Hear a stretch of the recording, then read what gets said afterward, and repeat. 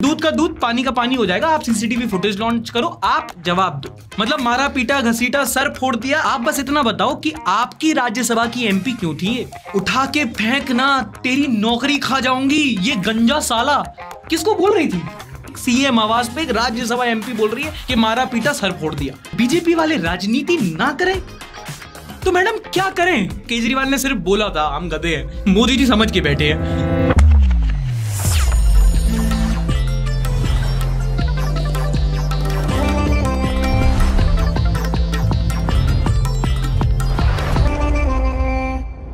नमस्कार, आदाब and welcome. This is Hardik on the Sunday show, वो शो जहां आज हम करेंगे इलेक्शन की बात एंटरटेनमेंट के साथ। Where did we pause last time? Rahul Baba ने बुलशॉट खेला था, केजरीवाल ने यॉर्कर मारी थी। कंटिन्यूइंग फ्रॉम दैट, आम आदमी पार्टी के डगआउट में एक मैटर हो गया है। टीम की substitute and Rajya Sabha MP Swati Maliwal ने आरोप लगाया कि सीएम आवास पर उनके साथ मारपीट हुई। Swati Maliwala alleged that she was assaulted at the Delhi Chief Minister's residence by his personal aide. Delhi के मुख्यमंत्री अरविंद केजरीवाल के आवास पर आम आदमी पार्टी की सांसद स्वाति मालीवाल से मारपीट का मामला, इस पर राजनीति गर्मा गई है। सीक्वेंस ऑफ इवेंट्स 13 तारीख को सुबह 9 बजे की बात है, जब स्वाति मालीवाल जो दिल्ली कमीशन ऑफ वुमेन की फॉर्मर चीफ हैं और इस समय पर आम आदमी पार्टी की राज्यसभा एमपी हैं। डेजिग्नेशंस इंपॉर्टेंट है, याद रखना। इन्होंने सुबह पुलिस को कॉल लगाया कि वो अभी सीएम आवास पर हैं, जहां पर उनके साथ चीफ मिनिस्टर के पीए यानी कि अरविंद केजरीवाल के पीए बिभव कुमार ने उनके साथ मारपीट की है, जिसके 2 दिन बाद तक खूब बवाल हुआ। यहां से आरोप प्रत्यारोप, पॉलिटिक्स बाजी, प्रेस कॉन्फ्रेंस। कल सुबह अरविंद केजरीवाल जी के आवास पर स्वाति मालीवाल जी मिलने के लिए पहुंची थी, ड्राइंग रूम में इंतजार कर रही थी। इस बीच विभव कुमार जी वहां पे आते हैं और उन्होंने स्वाति मालीवाल जी के साथ बहुत बदतमीजी की, अभद्रता की। जब मामला बढ़ जाता है, यहाँ वहां से पॉलिटिक्स बाजी होने लगती है, तो स्वाति मालीवाल जी ट्वीट करती हैं 16 तारीख को और बोलती हैं कि मेरे साथ जो हुआ वो बहुत बुरा था, मैंने स्टेटमेंट दे दिया है। देश में अहम चुनाव चल रहा है, स्वाति मालीवाल जरूरी नहीं है, देश के मुद्दे जरूरी है।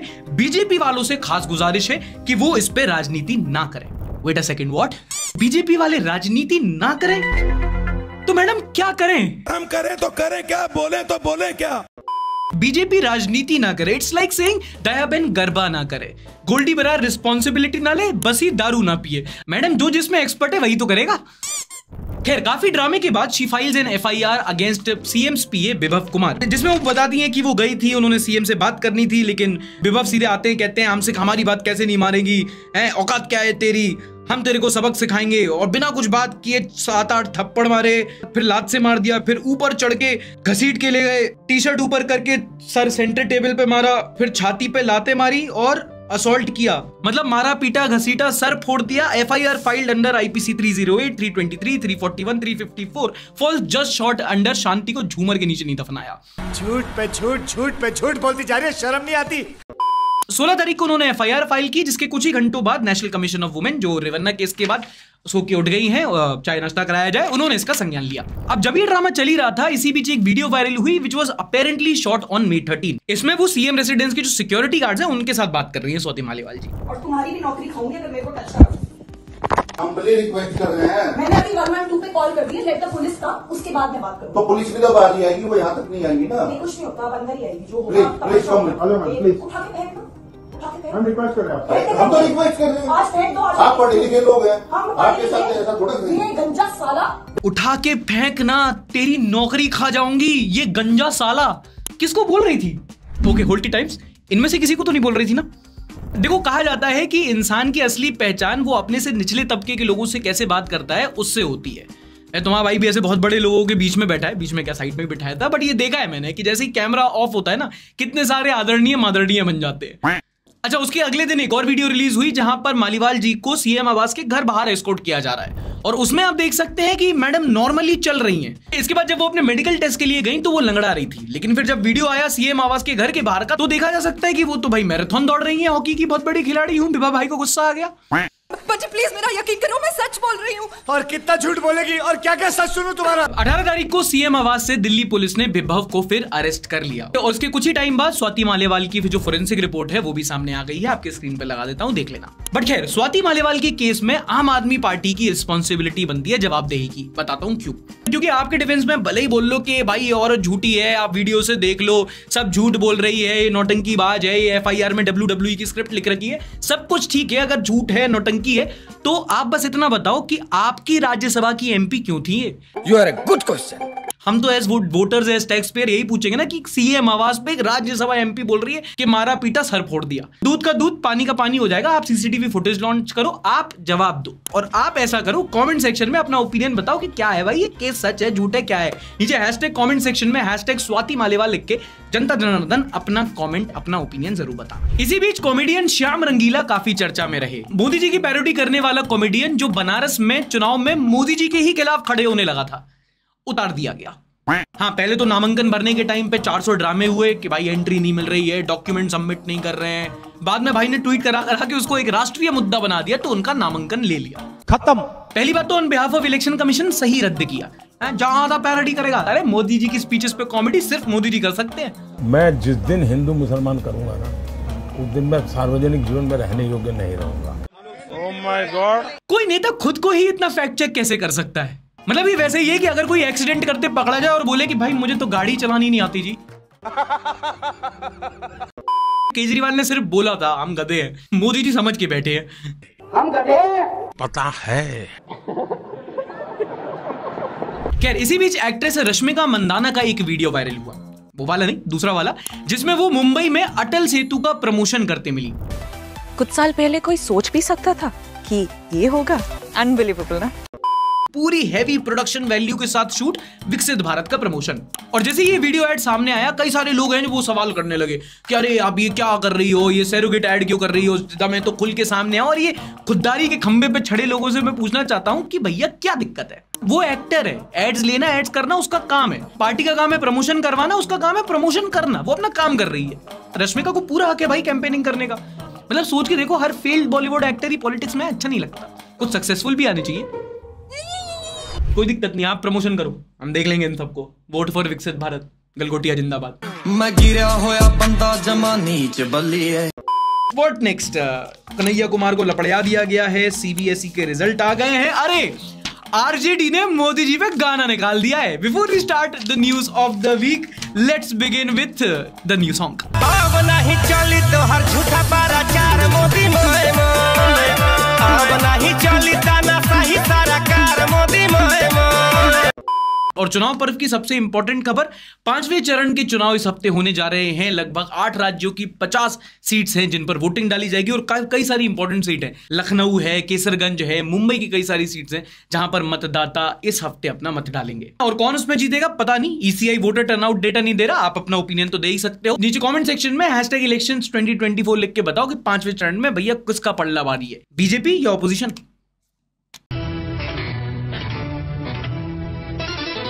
बीते हफ्ते मुंबई में भारी बारिश और तूफान के बाद घाटकोपर एरिया में एक होर्डिंग गिर गई, जिसके बाद 15 लोगों की मौत हो गई और सैकड़ों लोग घायल हो गए। अभी जो होर्डिंग थी, it was just not another random hoarding. इसको बोला जाता है ये एशिया की सबसे बड़ी होर्डिंग थी।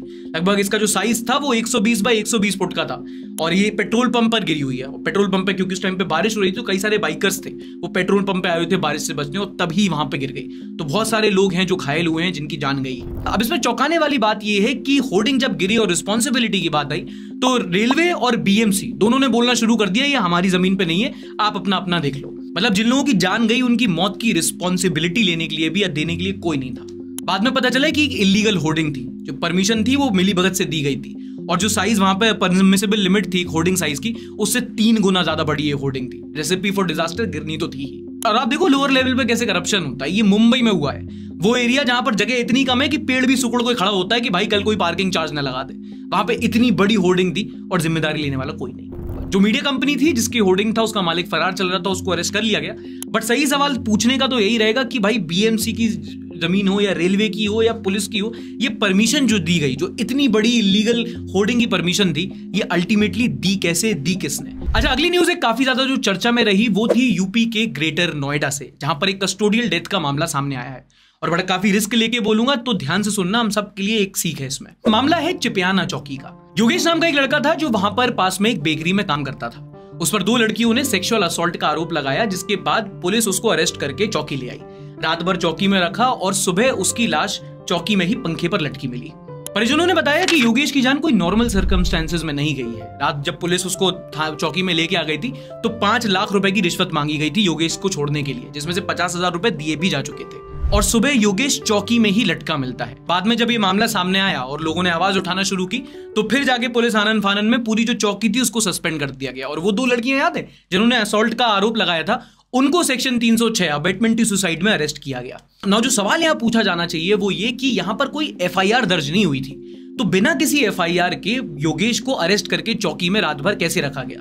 क्योंकि बेसिक रूल होता है कि किसी को भी बिना एफआईआर के अरेस्ट नहीं किया जा सकता, और एफआईआर करके अरेस्ट कर भी लिया जाता है तो अगले 24 घंटे के अंदर मजिस्ट्रेट को पेश किया जाना होता है। यहाँ कोई प्रोसीजर फॉलो नहीं किया गया। दूसरा सवाल, जो 5 लाख मांगे गए थे वो रिश्वत थी या फिरौती? कई सारे एक्टिविस्ट से बात करने के बाद आपको ग्राउंड रियलिटी बता रहा हूं, आजकल ये बहुत ज्यादा होता है। एफआईआर करके इन केसेस में फंसाया जाता है और उसी की धमकी देकर पुलिस और आरोपी मिलकर लोगों से पैसे वसूली करते हैं कुछ केसेस में, और लोग पैसे देते हैं क्योंकि एक बार फंस गए तो कुछ कर नहीं सकते। अब यहाँ पर सीख ये है कि जरूरी है कि अगर आप एक आम व्यक्ति है तो अपने फोन में एक झोला छाप ही सही बट एक वकील का नंबर रखो हमेशा, क्योंकि कब कौन ये लीगल मसले में फंसाने की कोशिश करे पता नहीं। और ये जो लीगल वसूली आजकल हो रही है सबसे ज्यादा हो रही है मैरिटल लॉज में, जहां दहेज प्रथा के मामले आ जाते हैं। इनफैक्ट इस हफ्ते तो इलाहाबाद हाईकोर्ट ने खुद कहा है कि भाई अगर कहीं शादी हो रही है तो, और प्लास्टिक की चम्मच भी यहां वहां से हो रही है ना एज गिफ्ट्स, तो उसकी लिस्ट बना के रखो। बाद में शादी के बाद दूल्हा दुल्हन दोनों पक्षों से साइन करवाओ, क्योंकि आगे जाके कहीं ये जो दोनों परिवारों का जो मेल है ये अगर झगड़े में बदल गया तो फिर 498 के अंदर एक एफआईआर लगती है और पूरा परिवार सलाखों के पीछे। ओके, अगली खबर है मोबाइल और मोबाइल डेटा से रिलेटेड। इकोनॉमिक टाइम्स में खबर छपी है कि इलेक्शन के बाद आपका जो मोबाइल डेटा बिल है वो 25% से बढ़ सकता है। यानी कि अभी अगर आपका बिल 200 आ रहा है तो 250 हो सकता है, अगर 500 आ रहा है तो 650 हो सकता है, अगर 700 आ रहा है तो उसके बाद मुझे मैथ्स नहीं आती। बट हाँ, मोबाइल कंपनीज जो है 5G उनका इंफ्रास्ट्रक्चर उन्होंने लगाया हुआ है, कंपटीशन बढ़ गया है, तो कह रहे हैं भैया हमारा मुनाफा थोड़ा कम हुआ है, वो प्राइसेस आप आगे जाके बढ़ा सकते हैं। तो देखो मेरा काम था बताना, बता दिया, बाकी तुम्हारी मर्जी। मालूम है तेरे बाप को मत सिखा, चल। Okay, last news is from politics. Bihar के former chief minister Sushil Kumar Modi का कैंसर के चलते इस हफ्ते निधन हो गया। अगर आप सुशील कुमार मोदी के बारे में नहीं जानते तो बिहार के काफी दिग्गज नेता थे। जेपी आंदोलन के टाइम से बिहार में पॉलिटिक्स में, राजनीति में सक्रिय रहे थे, आरएसएस से काफी ज्यादा जुड़े हुए थे, और कहते हैं कि बिहार में जो बीजेपी का राइज हुआ है उसमें जो ग्राउंड लेवल काडर बढ़ा है उसमें सुशील कुमार मोदी का एक बहुत बड़ा हाथ है। नीतीश कुमार के साथ इनकी पॉलिटिक्स की काफी चर्चा रहे थे। काफी लंबे समय तक जब लालू यादव के बाद नीतीश का राज चला था तो बिहार के ये सेकंड इन कमांड रहे थे, और इस हफ्ते इन्होंने बिहार को और देश को अलविदा कह दिया। तो इस शो में हम कई बार राजनीति के, राजनेताओं के मजे लेते हैं, फिरकी लेते हैं, बट जब वो हमें छोड़ के चले जाते हैं तो उनको याद भी कर लेते हैं। One from the IPL is Chennai super Kings को हराकर रॉयल चैलेंजर्स बैंगलोर अब आईपीएल 2024 के प्लेऑफ्स में पहुंच चुकी है। जो फाइनल क्वालिफायर मुकाबला था उसमें आरसीबी ने सीएसके को हरा दिया, और ये बहुत बड़ी बात इसलिए 1%, 2%, 3% ऐसे चांसेस दे रहे थे लोग कि भाई ये लोग क्वालिफायर्स में आएंगे, लेकिन पिछले 5 मैच जीत के और अब ये वाला भी मैच जीत के एकदम वाइल्ड कार्ड एंट्री लिए आरसीबी ने प्लेऑफ्स में। चिन्नास्वामी में बिल्कुल आखिरी ओवर की नेल बाइटिंग फिनिश, धोनी का वो 110 मीटर का छक्का और यश दयाल के कमबैक के साथ आरसीबी जीत जाती है। A match which was watched by over 45 crore people on just Jio Cinema. Could be special for 2 reasons. एक तो ये MS धोनी का आखिरी आईपीएल मैच हो सकता है क्योंकि अगले सीजन में रिटायर कर सकते हैं, और दूसरा विराट कोहली की पहली आईपीएल ट्रॉफी भी अब शायद 2024 में आ सकती है। आपको क्या लगता है कि आरसीबी इस साल अपनी पहली आईपीएल ट्रॉफी जीत सकती है, या अगर वो नहीं तो कौन सी टीम? नीचे कमेंट सेक्शन में #IPL 2024 लिख के बताना। और जनाब क्या चल रहा है? स्टार्ट करते हैं एक बड़ी होलसम वीडियो से जो इंटरनेट पर वायरल हो गई है इस हफ्ते। इंटरनेट की एक इन्फ्लुएंसर है, वो जापान की सड़कों पर भारतीय ट्रेडिशनल ड्रेस साड़ी पहन के निकल गई, और जो जापानीज का साड़ी को देख के एक रिएक्शन था वो वायरल चला गया। माहीवे नाम की ये कंटेंट क्रिएटर है और ये जापान की सड़कों पर साड़ी पहन के निकली, और गाना भी बहुत सही चूज किया है।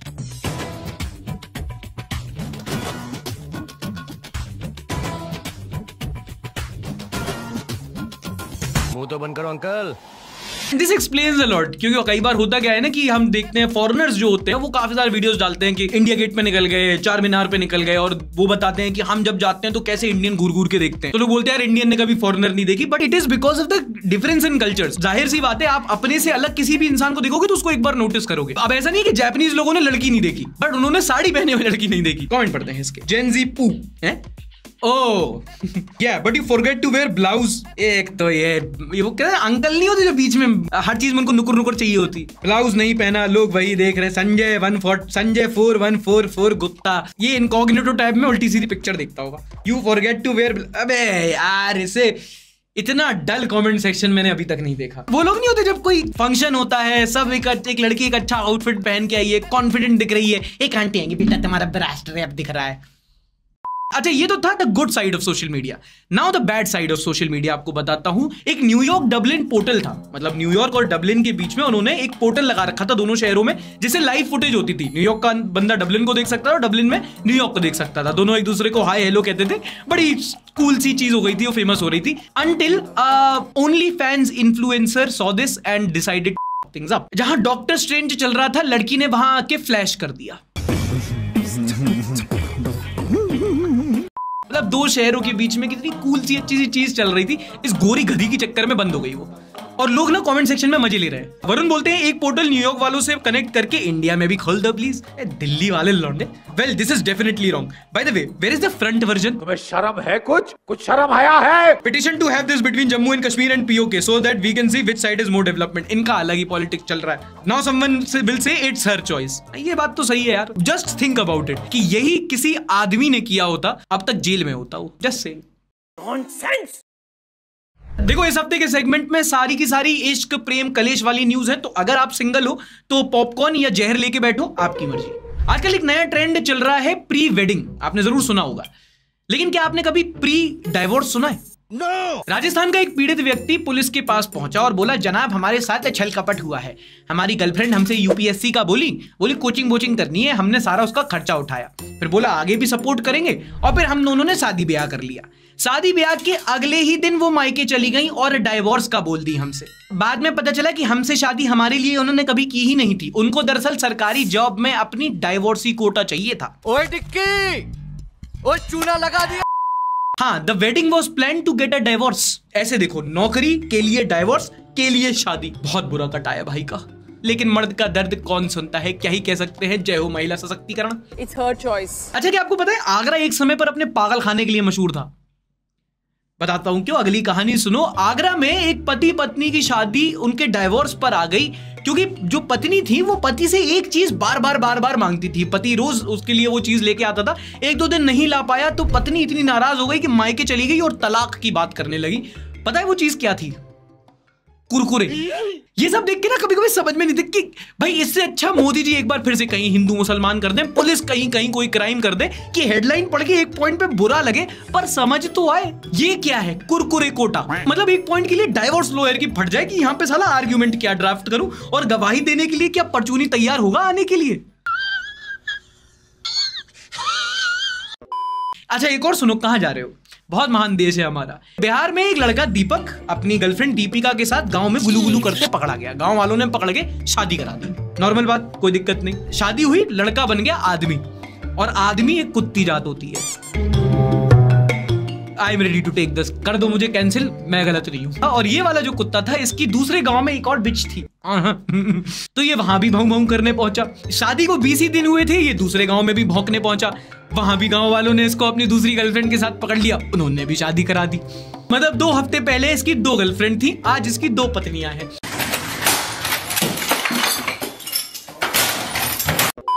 हो गया मेरा दोस्तों, डन। कोई और से कर, तुम लोग कर लो शो, मैं जा रहा हूं।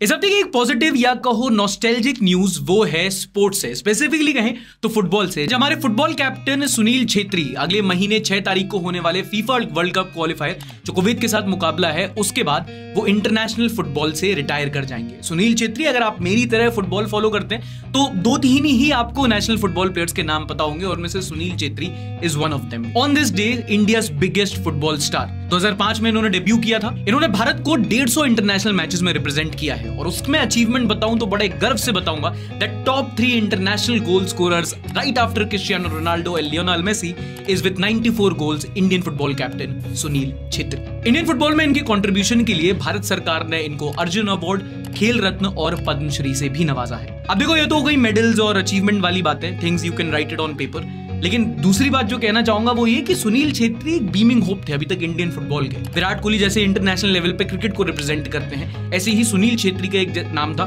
जो इंडियन फुटबॉल को इंटरनेशनल स्टेज पे लेके जा रहा था। इसी में एक चीज और बता देता हूँ, अगर आप कोई पिछला एपिसोड मिस कर गए हो तो एक रिपोर्ट आई थी जिसने बताया था कि जो ज्यादातर इंडिया के फुटबॉल फैंस हैं वो आते हैं आपके केरला से, बंगाल से या हमारे north east part of the country से। हिंदी हार्टलैंड में फुटबॉल इतना फेमस नहीं है। And with Sunil Chhetri gone now personally I would want to see कि हिंदी हार्टलैंड से, राजस्थान से, यूपी से, बिहार से इंडिया का कोई अगला फुटबॉल सुपरस्टार उभर कर सामने आए। एक बात तो आप जानते ही हैं कि संडे शो में हम बहुत सारे टॉपिक्स डिस्कस करते हैं जिस पर आप अपनी ओपिनियन कमेंट करते हैं और हम इतने बेशरम कि हम उन कमेंट को भी उठा के डिस्कस करते हैं in the next segment top 5 comments of the week. Rahul Singh Rawat लिखते हैं तुम्हारी खुद की वीडियो में 3 ऐड आ गए बीजेपी के। ऐसा है क्या? मतलब मेरी वीडियो चालू होती है तो बीजेपी कांग्रेस के ऐड? बताओ यार, ये गलत बात है। देख रहे हो तुम कितनी गंदी बात है। ये लोग सीधे यूट्यूब को पैसा दे रहे हैं कि वहां मेरी वीडियो पे ऐड चलाने के लिए। समझ जाओ, मतलब कांग्रेस बीजेपी वालों को इशारा कर रहा हूं मैं थोड़ा सा। खैर छोड़ो, मेरे को क्या, मैं तो गोस्वामी हूं, मेरे तो सीधा न्यूज चैनल बनाएंगे ना ये लोग। वायरल शॉर्ट्स लिखते हैं UPI, yes brother I notice UPI आने के बाद मेरा पैसा खर्चने की आदत बहुत बुरी हो गई है। यार मैंने रिसेंटली पता है नोटिस किया, इसके लिए वजह एक ये भी होती है, यूपीआई से ज्यादा खर्चा इसलिए हो रहा है क्योंकि वन टाइम पेमेंट होता है। पहले के ना अगर आप कैश लेके जाओगे, मान लो बिल आ गया 23 रुपए का, 18 रुपए का, तो तुम कहाँ खुले उल्ले हैं, आपके पास 2-3 रुपए चिल्लर घूमोगे। यूपीआई में ठीक है, जो भी आता है आपको एक वन टाइम पेमेंट करना होता है तो लोग ज्यादा खर्च करते हैं। सिबाना दाह Purohit, okay let's go. Sunday विचार, I have a question that's a bit off topic but related to your content creation process. How do you manage to segregate the thousands of clips you have taken during your Sunday Bharat session, especially considering the numerous interviews you have conducted? It seems like a challenging task to organize such a vast collection of videos. 1 million subscriber, congratulations. तो पुरोहित जी ऐसा है कि वो बहुत सारे vast videos हैं और उनको ऐसा नहीं है कि हम लोग डंप कर रहे थे। इसका एक टर्म होता है कंटेंट क्रिएशन में, डेटा मैनेजमेंट उसको कहते हैं। हम लोग बहुत अच्छी तरीके से नहीं कर पा रहे, पर हम लोग वही है कि जहाँ गए हुए हैं, फॉर एग्जाम्पल झारखंड के दुमका में ट्रैवल कर रहे हैं तो झारखंड का फोल्डर बनेगा, उस मंथ का फोल्डर बनेगा और फिर दुमका का एक फोल्डर बन जाएगा। तो उस हिसाब से हम लोग वीडियो और फिर सेपरेट कर लेते हैं कि कौन से फोन से, हम लोग आईफोन से रिकॉर्ड कर रहे थे तो दोनों आईफोन के अलग अलग क्लिप्स डाल दिए। फिर अल्टीमेटली एडिटर और जिन्होंने रिकॉर्ड किया है वो कोऑर्डिनेट कर लेते हैं। ऐसे पूरा ही ट्रिप मैनेज करने की कोशिश हो रही है। बहुत प्रॉब्लम्स होती हैं उसमें, बट सबकी लाइफ में वो तो। अमान फारूकी बोलते हैं, as a Muslim I hate it when people call us Pakistani और terrorist. Once I was standing outside a graveyard wearing a kurta and a little kid about 7 to 8 year old came up and asked if I'm a Hindu or a Pakistani. I didn't say anything and left. ये सबसे बड़ी समस्या है। मैं इस पे अभी हम लोग एक वीडियो पे भी काम कर रहे हैं कि कैसे जो हेट होती है ना, मुझे हमेशा से लगता था कि वो जो हेट है वो बाहर जो होती है पॉलिटिक्स बाजी और हमेशा से चलती रही है। पर जब वो हेट वो स्कूल की दीवारों के बाहर तक थी तब तक ठीक थी। पिछले कुछ सालों में क्या है कि वो स्कूल की दीवारों के अंदर आ गई। अब वो बच्चे जो हैं जिनको इन सबसे टेक्निकली कोई मतलब नहीं होना चाहिए वो भी इन बातों को बात करने लगे हैं। अभी कुछ आया था, आपने सुनियो, पिछले टाइम पे न्यूज आई थी कि बच्चे जो है वो स्कूल के बच्चे यार 10th 5th 6th क्लास के बच्चे वो हिंदू मुसलमान करने लग रहे हैं। That is what is problematic. अखंड भारत, हिंदू भारत, ज्ञानवापी भी बाकी है ना? ज्ञानवापी भी बाकी है। रुकना नहीं, उसके बाद पाकिस्तान भी है, उसके बाद पाकिस्तान है, पूरा देश, पूरा आर्यांश लिखते हैं, भैया आई फील बीजेपी अभी भी बहुत स्ट्रांग है और इलेक्शन जीत जाएगी, but opposition will gain more seats which will help make a good balance in the parliament, ultimately good for a democracy and nation. I think बहुत लोगों को लगता है and I would count myself in कि ये election ऐसे ही होने वाला है कि हाँ डेफिनेटली बीजेपी सीट्स तो लूज करेगी और सरकार भी बनेगी तो उतनी बहुमत वाली सरकार नहीं, मतलब कहते हैं बहुमत मिलेगी पर प्रचंड बहुमत नहीं मिलेगी। और अगर ऐसा होता भी है तो एक बैलेंस बनाना चाहिए। एक ऑपोजिशन की आवाज़ जो होती है ना, जो काफ़ी ज़्यादा खत्म हो गई थी पिछले कुछ सालों में, वो वापस आ सकती है। तो वो एक अच्छा है, जब तक डेमोक्रेसी में बैलेंस बना रहेगा ना, डेमोक्रेसी चलती रहेगी। So these were the top comments of the week. They get a free Sunday सभा का सब्सक्रिप्शन। ऐसे ही अगर आप भी हमारे टॉप 5 कमेंट्स में फीचर होना चाहे तो कुछ नहीं, बहुत सारे टॉपिक्स हमने दिए हैं इस संडे शो में, उन पे कमेंट करना है, कुछ अपनी तरह की बातें #संडे विचार के साथ बताइए और आप अगले शो में टॉप कमेंट्स में फीचर हो सकते हैं। तो तंग किया गया। क्या नाम बताया? भूपेंद्र जोगी। ताली बजाओ। अब ये बच्चे ने ना ऊपर लेवल अप करना था, उसका प्लीज नाम बताओ, वरना मैं क्लास अभी यहीं कहीं। टीचर गुस्से में है, बच्चे का नाम बताओ, जैसे लेवल अप लिखा। उसका नाम चाहिए, प्रॉमिस किया है कि गुस्सा नहीं करूंगा, तो उसका मतलब ये नहीं है कि सारी बात बर्दाश्त करूंगा। नाम बताओ भाई। आयुषी। चलो ऐसी बात है तो माफ कर दे। क्या कर रहे हो? अबे क्या हो गया? ये वो नहीं है कि तुम होमवर्क करके नहीं आए, चाटा है डंडे से तोड़ देंगे। बेटा आप होमवर्क करके नहीं आए, पढ़ लिया करो बेटा। मेरा नाम ज्योति है, मैं बल्लभगढ़ से बिलोंग करती हूँ। मेरा भी ऐसा For real, they qualified. Can you explain it? Thought 16 points. We got a rain collab in Jay Shah's script before GTA 6. GTA 6 क्यों नहीं आ रहा यार? जितने भी गेमर हैं सब कमेंट करते हैं कि ये आ गया बिफोर GTA 6, ये आ गया before GTA 6. Gamers please hashtag GTA 6 लिख के बताओ. Why is GTA 6 so important to you guys? जान दे देंगे इसके लिए. क्या बात कर रहे हो आप? जब इलेक्शन आता है तो वहाँ पड़ जाता है, एक दो गाना गा देता है, सबको फुसला को भाग जाता है. आप लोग पूछते नहीं रोजगार के लिए क्या किए हैं, शिक्षा के लिए क्या किए हैं? हम लोग पूछबे नहीं करते, हम लोग उसको वोटे नहीं डालते हैं केजरीवाल को. जो पूछेंगे काहे के लिए, वो उसका सुन लिए गाना, मजा ले लिए, आगो केजरीवाल का vote.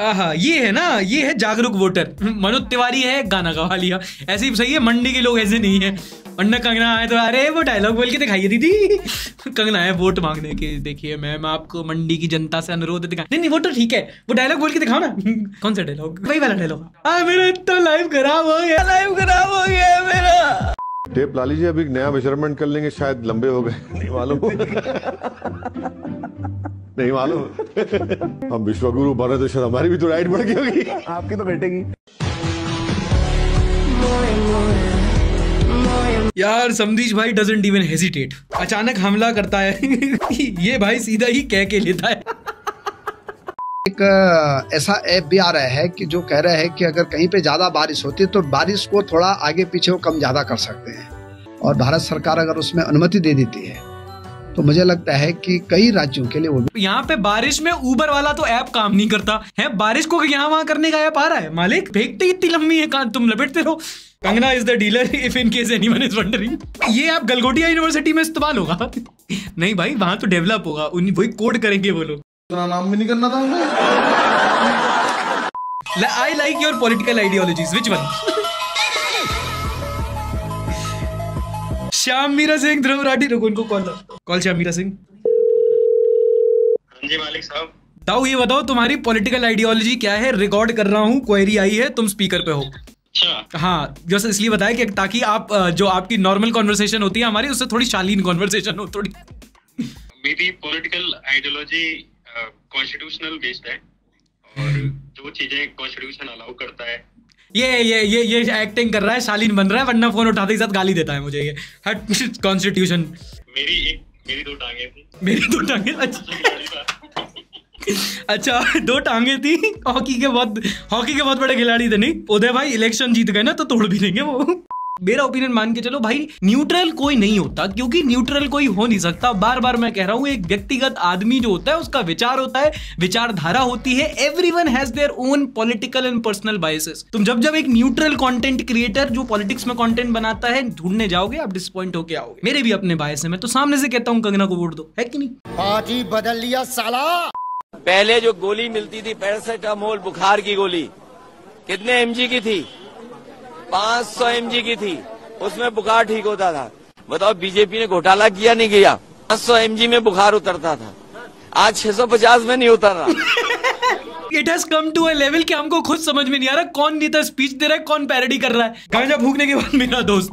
Perfect example of average dobrati supporter who comments this is why education is important. Akhilesh Yadav गए word play the crazy boy. Exam देता हूँ बट एजुकेशन सिस्टम के खिलाफ नहीं. पीता हूँ लेकिन अल्कोहल के खिलाफ हूँ. अरे तुम लोग को ना अभी बहुत बढ़िया बिहार की हम लोग की वीडियो आ रही है, उसका स्निपेट दिखाता हूँ. अल्कोहलिज्म का सबसे बड़ा विरोधी पता कौन होता है? दारूबाज. तो विश्वास नहीं होता? ये सुनो भाई साहब, आपने दारू पिया? हाँ पिया है मैंने. कहाँ से मिला? नीतीश कुमार ने बोला है कि दारू बंद है, तो बिहार में दारू मैंने कैसे पिया है? तो मतलब यहाँ दारू बंद नहीं है. कितने की मिली आपको?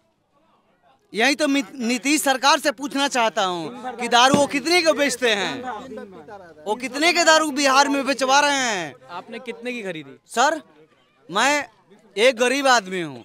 नीतीश कुमार के तहत से जो दारू बंद उस खाते में कराया है, लेकिन हम लोग दारू से परेशान हैं, इसलिए. पी के परेशान हो? जी पी के परेशान है भाई. सही बता रहा हूँ, ऐसे कैरेक्टर मिलते ना मुझे संडे वाले जर्नी में. ओह आज मैं आप लोगों को रियल लाइफ कामेहामेहा करके दिखाऊंगा. आए चले मेरे साथ. ये टोकरी आप देखें, आज इस टोकरी को कामेहामेहा से उड़ाऊंगा मैं.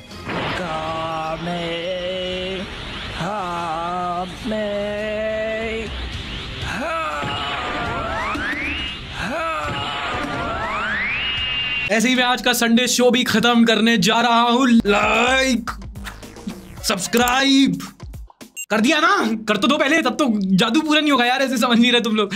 Like subscribe share.